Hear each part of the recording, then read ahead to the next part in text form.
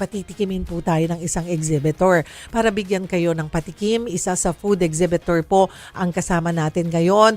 First-timer, tapos ano kagad? Finalist kagad, ibang level. Kasama po natin si Sir Julius Mercado ng Mercado Foods and Sauces. Perfect mornings, Julius. Perfect morning, Michelle. Ayan, thank you for joining us. Huwag ka nervyusin. Kailangan pala lumaklak tayo ng hot sauce mo para na-relax tayo. Pinagpawisan na tayo dito. Nakakatuwa na malaman, Julius, na first time mo makakasali sa IFEX and yet, finalist ka na sa Katha.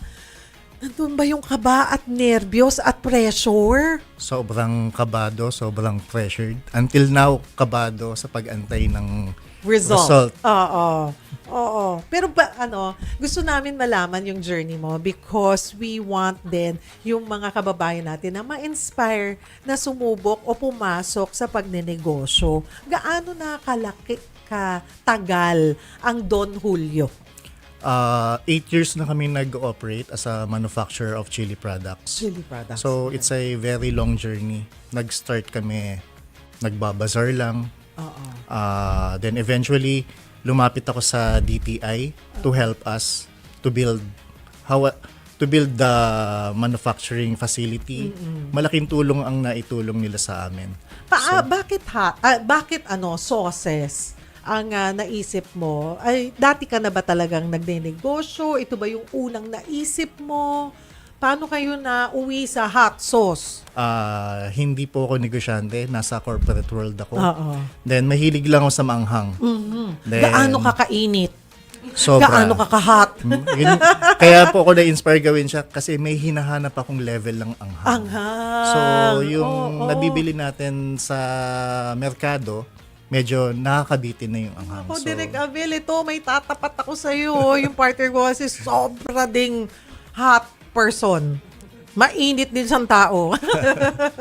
So, dun po na-inspire. So, nakagawa ko ng mga bagong produkto na swak sa panlasa ng Pilipino at swak din sa panlasa ng pangbanyaga. So sa simula, nung nasa corporate world ka, basta kung may nakikita ka rin, bili ka ng bili. Yes. Tapos hinahanap mo, uy, ito okay. Parang hit and miss din, no? Yes. Minsan parang, sabi mo, anghang, wala namang sipa sa'yo, yung mga ganon. And then, syempre, may mga Carolina Reaper, yung mga ganon, diba? So, pero tayo din, hindi natin may kakaliya dito sa atin sa bansa. Yung labuyo natin, grabe ring anghang yun, di ba? Grabe natin ang anghang ng labuyo. Pero meron pa rin talagang hinahanap ang mga tao. So, habang nasa corporate world ka, parang nagre-research ka rin, ano pa ba yung pwedeng mas maanghang dito? Kasi parang maning-mani na sa panlasa ko yung anghang na gano'n. Yes. So, every time na nagta-travel ako, meron akong collections of hot sauce. So, natitikman ko lahat ng mga hot sauces sa mga iba't ibang bansa. So, talagang meron pa rin talaga akong hinahanap na parang may kulang. Kailangan ng hot sauce na may flavor din. Hindi lang basta anghang. Oo. Meron kasi parang yung baking maanghang. Yes, parang chemical na yung anghang. Oo. Parang pamamagain lang iinitin lang yung yung uso mo pero hindi mo malasahan yung anghang na yun. Hindi mo ma-enjoy. Hindi mo ma-enjoy yung pagkain mo. Oo. Kasi sa sobrang anghang lang. Pinatay na yung taste buds mo. Yeah. So, pinag-aralan mo lahat yan? Yes. So, etong produkto ko is balance of flavor and heat. Gaano mo katagal pinag-aralan yun? Continuous pa rin. Yung span of 8 years na yun, continuous yung pag-aaral ko hanggang ngayon. Pero nung nagsisimula ka, sabi mo mga kiosk pa lang, mga bazaar. Yes. Ano yung naalala mong mga unang produkto mo or ano yung experience? Paano lumago? Ano yung challenges? Well, nag-start lang to actually, pinanregalo ko lang ng Pasko. So gumagawa ka na ng pang-personal mo or nag-experiment ka na? Experiment. Then, Pasko, nag-isip ako ng kakaibang regalo, mura. Then, nag-isip ko, gawa ko ng hot sauce para pamigay ko sa mga office mates ko. Then, nagustuhan nila, pumatok Anong nila. klaseng hot sauce? Dati mo na bang yung This one, ginagawa? Tapos in-improve mo na lang? Yes, continuous improvement. Oo. Pero ito po yung una naming naging hot sauce. Ito mga kapatid. Si Don Julio hot sauce. Ghost pepper. Hoy, takot naman ako doon. Addictively hot. Baka ma-addict talaga din ako dito, diba? Okay, first, bakit Don Julio? Pag sinabi natin doon is ano siya, respectable. So I want my product to be respectable and kaya nating iharap sa global market. So maganda siya pakinggan, very tunog high end. Oo, Don Julio. Tapos, so noong nagbabazar ka pa lang, Don Julio na? Yes, ma'am. Oo, yun na kagad. Yes. Talagang nung sabi mo, magne-negosyo ko, ano kagad? Ang thinking mo or planning mo talagang yun ang goal. Yes. Umabot sa international market.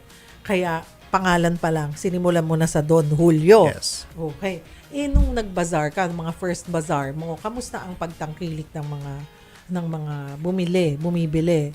Surprisingly, bumenta siya. Pero alam naman natin ang Filipino taste buds is hindi masyado maanghang kumain ng Pilipino, di ba?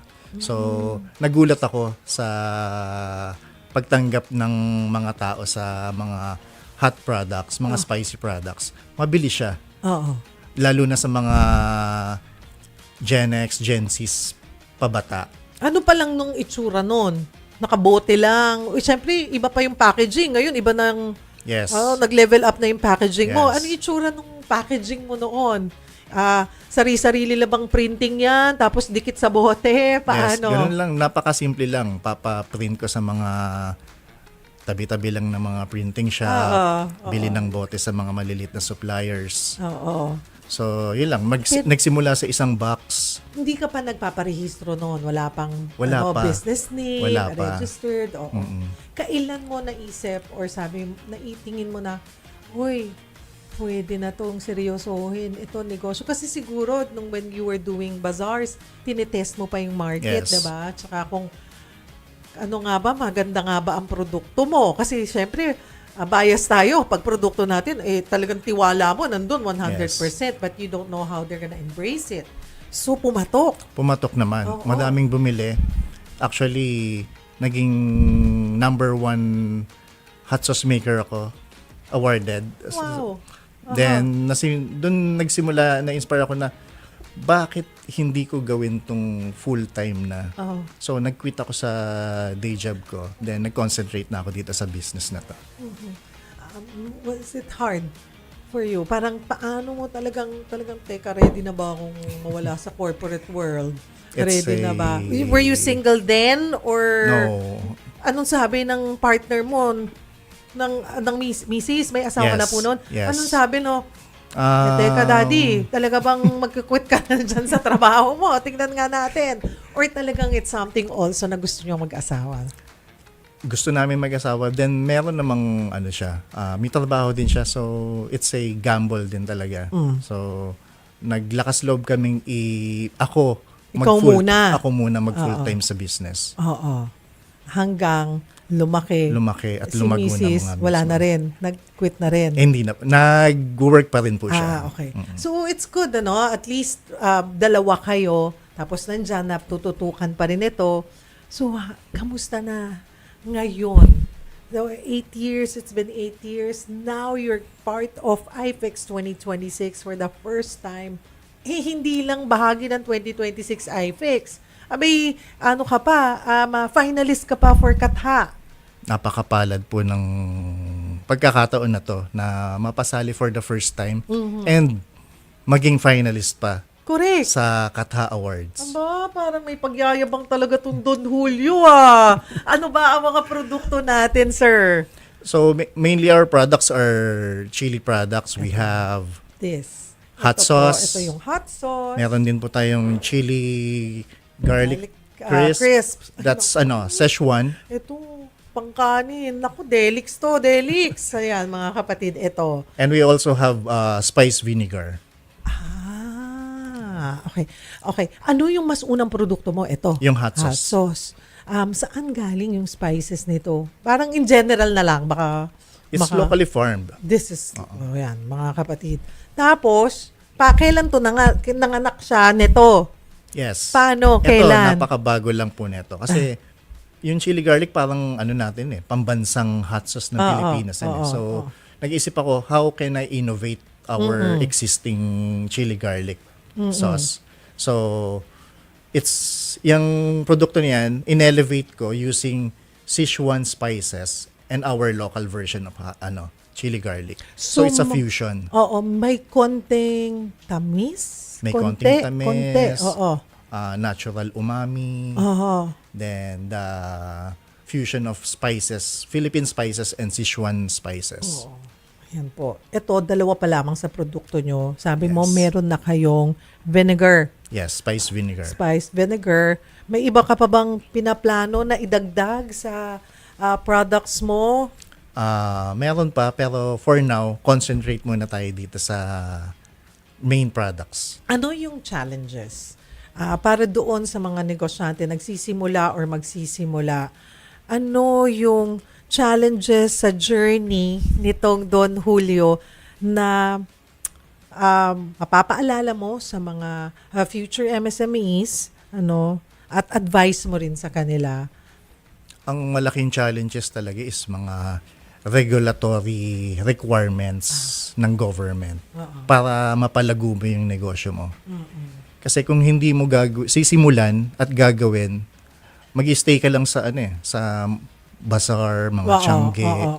Pero kung pangarap mo makapagbenta sa mas malaking market, you have to comply with the regulatory requirements. And nandyan ang government agencies like DTI and SITEM para tulungan tayong mga MSME. Kasi pag walang gagabay sa'yo, ma-overwhelm ka, no? Yes. Talagang ganito ba karami? And in fairness with the government, ay gumagawa din naman po sila ng hakbang para mas mapadali o mas mabawasan yung steps, no? Kaya lang talagang lalo na pag international market na, Yes. syempre, ayaw din naman ng ating pamahalaan na oo na lang sila ng oo, tas mapapahiya naman pala tayo sa ibang bansa. So I'm sure they're very strict pagdating doon sa mga lisensya or mga requirements para makapag-export. Yes. Nag-i-export ka na ba? Sa mga bansa na ba nakarating ang iyong si Don Julio? Initially, napadala na siya sa US. Yes. I'm sure in-embrace na yan. Aba, parang available siya sa Island Pacific Seafood Market. Yes. Saan ka pa ba dyan? Basta pag sinabi mong dyan talaga makikita ang mga produkto ng mga Pinoy. Anong pakiramdam nung unang-unang nung sinabing, dadalhin na namin yan sa Las Vegas, sa California, sa Washington, available na po ito. Yes, mga kababayan. Napaka saya sa pakiramdam na makita mo yung produkto mo sa ibang bansa na tinatangkilik ng mga kapwa Pilipino natin at mga ibang nationality. So mga kapatid, isa po sila Julius sa magiging exhibitor sa darating na IFEX 2026 on May 21 to 23. Kung kami hindi na makapaghintay at gustong i-try, paano ba namin mabibili ang Don Julio? Mabibili naman po siya sa lahat ng mga online platforms. Pero kung gusto niyo po talaga siyang matikman, bisitahin niyo po kami sa IFEX Philippines sa May 21 to 23. Tingnan natin, i-challenge natin sila hanggang saang level nyo kaya. Pero itong Don Julio Hot Sauce Ghost Pepper is anong level to? Nasa mid-level pa lang siya. Mid-level.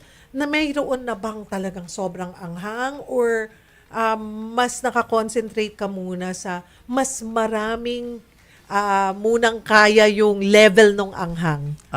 Meron naman akong iba pang mga products na mas maaanghang pa. Kayo, gaano kakaanghang? Mga kapatid, so mas marami pa palang level. So this is the mid-level. Yes. Diba? Diyan ka talaga magsisimula. Ako din, ganyan lang ako dati. Pero ngayon, yung din aking Tolerance. yung tolerance ko sa anghang, medyo tumaas na rin. At it's really nakakatuwa na makadiscover na hindi lang dahil paanghangan tayong dalawa or anong level, pero yung nai-enjoy mo yung Yes. sabi mo nga, the flavor, The ano? flavor. Doon sa pagkaanghang. O, imbitahan mo sila sa Julius. Alam mo na ba kung anong booth mo? Hindi pa? Wala pa? Kabilang ako sa NCR Regional Food. Okay. Sige, invite mo sila na maging bahagi ng IFEX na bumisita. So, sa lahat ng tagapanood ni Miss Cheryl, ini-invite ko po kayo to visit our booth this coming May 21 and 23 sa IFEX Philippines. World Trade Center from 7 a.m. to 10 a.m. to 10 a.m. to 7 p.m. Ayan. Ayan po, makikita nyo. Nakikita nyo ngayon sa inyong mga screen, yung mga produkto. Uy, may Inferno pa. Tama ba ako? Yes. O yun ba yung may impyerno ako sa anghang? Tama Made ba? of Carolina Reaper. Meron. Yes. Nako. Kung hindi na ako makahintay sa May, I could do, do you have, I'm sure you have IG, We have. Facebook. Anong hahanapin namin? Don Julio. Don Julio Hot Sauce. Don Julio Hot Sauce, mga kapatid. And we could go directly and order. Yes. Pwede. And Or all online selling platform. like Shopee, Lazada, ayan, available po sila. Pranggilikin po natin ang sariling atin. Ano yung santor? Ito yung maanghang na Spice na suka, mga kapatid. Ayan, Don Julio, isa lamang po si Don Julio sa exhibitors. Marami pa po, mahigit 500 exhibitors ang makikita po natin. Makikilala natin sila sa darating na May 21 to 23. Huwag po niyong palagpasin, mga kapatid. Kung kayo naman dumayo kayo dito sa amin sa Maynila. Kung kayo'y mga nasa ibang probinsya, maiinggit kayo kung palalagpasin nyo ito. So, please,